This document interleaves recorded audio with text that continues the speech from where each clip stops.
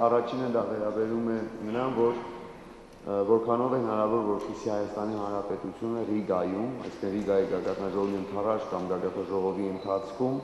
կարողանա Եվրամիության հետ ունենալ ստորագրված փաստաթուղթ ասոցիացման համաձայնագրի քաղաքական մասի վերաբերյալ, ինչպես արդեն հավանաբար տեղյակ եք մամուլից կամ երեկ մենք քննարկումների ընթացքում այդ մասին խոսեցինք, անդրադարձանք, մտքերի փոխանակման գործընթացը Հայաստանի եւ Եվրամիության միջև արդեն ավարտվել է եւ զուտ ընթացակարգային առումով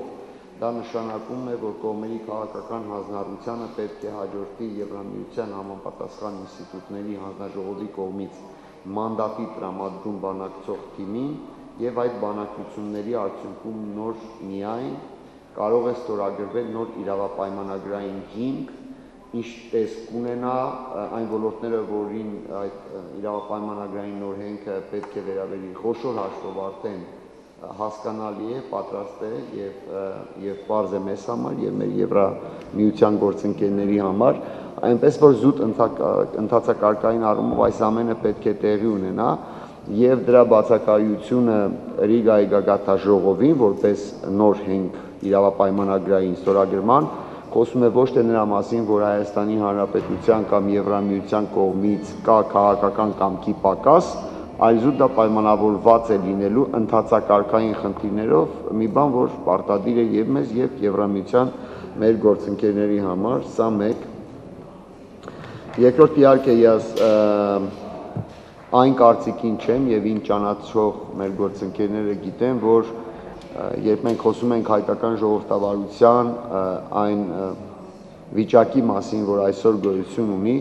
գոնե ես լինելով մեծամասնության ներկայացուցիչ երբեք առիթ չեմ թողել խոսելու նաև մեր ունեցած խնդիրների մասին եւ անշուշտ մենք շատ հեռու ենք համարվելու կայացած եւ հասուն կատարյալ ժողովրդավարական ուրեմն ավանդույթներ եւ մշակույթ ունեցող երկիր, բայց այդուհանդերձ ես կարծում եմ, որ մենք շարժվում ենք ընդհանուր առմամբ ճիշտ ուղղությամբ եւ ես անկեղծորեն երբեք չի ուզի տնտեսական տարբեր ինտեգրացիոն գործընթացներում Հայաստանի ներգրավվածությունը դիտարկել որպես Հայաստանի Հանրապետության ժողովրդավարության ապագային որպես սպառնացող գործոն, անտեսել այդ հանգամանքը ամբողջովին իհարկե կլինի իրականության ոչ ճիշտ արձանագրում, բայց այդուհանդերձ, ինչպես դուք տեսնում եք, հարգելի ներկայացուցիչներ, քաղաքասարակության Հայաստանի Հանրապետությունը եւ եվրոպական տարբեր հաստատությունների հետ եւ Եվրախորհրդի շրջանակներում եւ ԵՄ-ի հետ մեր հարաբերություններում այս խնդիրները դիտում է որպես առաջնահերթություն եւ հանձնառու է ընթանալու զարգացման այն ճանապարհով, որը կարող է նպաստել Հայաստանում ժողովրդավարական ավանդույթների ավելի ուրեմն ամրապնդմանը։ Իհարկե երեք մենք ընտրիքի ժամանակ շատ հետաքրքիր մի այսպես կատակ կար, պարոն Զլատովսկին պատմեց կապված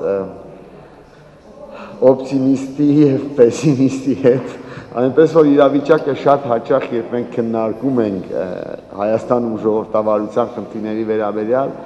նաեւ առնչություն ունի այն հանգամանքին, թե որ տեսանկյունից ենք նայում։ Ես ցանկանում եմ ձեր ուշադրությունը հարգելի գործընկերներ հրավիրել հետևյալ հանգամանքի վրա, որ մենք որպես պատվիրակություն Հայաստան ԵՄ խոսքը հայաստանյան պատվիրակության մասին է, բազմակուսակցական պատվիրակություն է եւ պատվիրակության բոլոր անդամները այստեղ ներկա են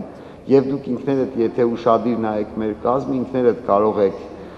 գալ հետեւության, որ մեզ մոտ, եթե ես չեմ սխալվում, ընդդիմության եւ իշխանության կարծիքը ներկայացնող падգամավորները ընդգծված մեծամասնություն են եւ նաեւ ես միայն ուրախ եմ հանգամանքով, որ ժողովրդավարացման մարդու իրավունքների ազատությունների վերաբերյալ թեմաների շուրջ մենք ունենք պատվիրակության ներսում որոշում, որ խոսեն ընդդիմությունը ներկայացնող մեր գործընկերները, որովհետեւ իհարկե դա չի նշանակում, որ քաղաքական մեծամասնության ներկայացուցիչները այստեղ ասելիք չունեն կամ չեն կարող հակափաստարկներ բերել այն խնդիրների վերաբերյալ, որ մեր գործընկերները այստեղ ներկայացրեցին, բացառապես դա պայմանավորված է հանգամանքով, որ մենք այսպես ենք մտածում, այդ քննադատությունը ինչպիսին էլ լինի, նույնիսկ չափազանցության ժանրից լինի, իրականությունը մի քիչ ավելի բոլդ, ավելի շեշտված ներկայացնելու ճանապարհով լինի, ամեն դեպքում դա օգտակար է եւ օգտակար է նախ եւ առաջ մեր երկրի համար եւ ապա միայն իշխանության համար, որում որևէ իշխանության համար։ Բայց այդուհանդերձ ես ցանկանում եմ մեկ արձանագրում կատարել, որ պարոն Փաշինյանը ներկայացրեց կապված քաղաքական բանտարկյալների հետ։ Մենք բոլորս գիտենք, որ եվրոպական ուրեմն կառույցներում եւ կառույցներին կից կան մասնագիտացած տարբեր կազմակերպություններ, հասարակական կառույցներ, որոնք յենվելով եվրոպական տարբեր կոնվենցիաներում տեղ գտած դրիվների հիման վրա տալիս է նման գտածականներ։ Ես ցանկանում եմ մեկ անգամ եւս արձանագրել, որ բարեբախտաբար կապված քաղաքական բանտարկյալների Հայաստանում առկայության հետ դա բարեբախտաբար դեռ միայն պարոն Փաշինյանի եւ էլի մի խումբ հայաստանյան քաղաքացիների կարծիքն է եւ ես անկեղծորեն կարծում եմ, որ Հայաստանը այլևս երբեք իրավունք չունի եւ չի ընթանալու մի ճանապարհով, որտեղ քաղաքական ընդդիմախոսության համար մարդիկ կարող են հայտնվել բանտում։ Սա բարեբախտաբար եւ մենք գտնվում ենք Հայաստանում, իհարկե մեր հարևանությամբ դրա մասին գուցե չարժե խոսել, բայց կան երկրներ, որտեղ նման զարգացումներ ցավոք սրտի տեղի ունեն, բայց Հայաստանում ուրեմն դա արկա չէ։ Եվ վերջին միտքը ես ցանկանում եմ նաև տեղեկացնել, ասել, որ կապված քաղաքական ընդդիմախոսության, ընտրությունների որակի, դրա խախտումների, ընդդիմության, իշխանության գալու հնարավորությունների եւ այլնի վերաբերյալ ընտրությունները դիտարկող բոլոր մասնագիտացված կառույցները, ինչպիսին էլ մեր վերաբերմունքը լինի ՕԴԻՌ-ի դիտորդական առաքելությանը, նույն Եվրախորհրդարանի դիտորդական առաքելությանը, Եվրոպայի Եվրախորհրդի, Եվրամիության, Եվրախորհրդարանի դիտորդական առաքելության, ինչպիսին էլ մեր վերաբերմունքը լինի, կասկածի տակ առնենք թե չառնենք, նրանք իրենց եզրակացությունը ներկայացրել են բոլոր ընտրական գործընթացների վերաբերյալ։ Իհարկե գաղտնիք չէ, որ Հայաստանը արգելի գործընկերներ բացառիկ երկիր է նաև այն առումով, որ ընտրություններում երբեք պարտված կողմ չի լինում։ Ովքեր մասնակցում են ընտրություններին, ընդ որում բոլոր մակարդակի ընտրություններում բոլորը հաղթում են միաժամանակ։ Ում հետ խոսեք, ես ինքս ընտրված եմ ազգային ժողովի պատգամավոր եւ այն ընտրատարածքից, որտեղ ընտրված եմ, երկու տեխնացու էինք միմյանց դեմ մրցում, կային ընտրատարածքներ, որտեղ մի քանիսն էին, եւ դուք ում հետ խոսեք, բնականաբար բոլորը շատ վստահ են, որ հենց իրենք են ընտրվել։ Սա հավանաբար մի ճանապարհ է էվոլյուցիայի քաղաքական մշակույթի, ուրեմն ձևավորման, որ մենք պետք է անցնենք։ Հավանաբար բոլոր ժողովրդավարությունները այս ճանապարհով անցել են։ Իհարկե ասել, որ այդտեղ իշխանությունները անելիք չունեն, դա այդպես չէ եւ պարոնայք, ես ցանկանում եմ մեկ անգամ եւս արձանագրել իմ անունից, որ իսկապես Հայաստանում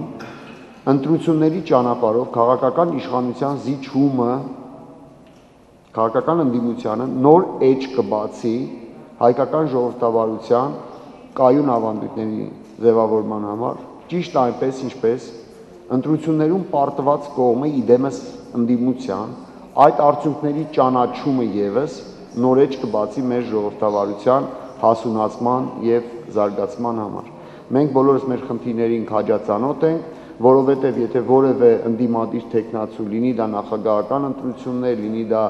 տեղական ինքնակառավարման խորհրդարանական, եթե հանկարծ ինքը ընդունի, որ ինքը ընտրություններում պարտվել է, ապա մյուս ընդդիմադիր տեխնացուները վարկանապես կսկսեն մեղադրել տվյալ տեխնացուին ծախված լինելու իշխանություններին ընդառաջ գնալու եւ այլն։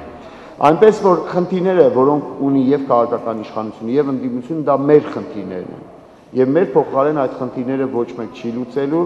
Ես շատ մեծ ուշադրությամբ լսեցի, եթե չեմ սխալվում, Տաթևիկ Հայրապետյանի ուրեմն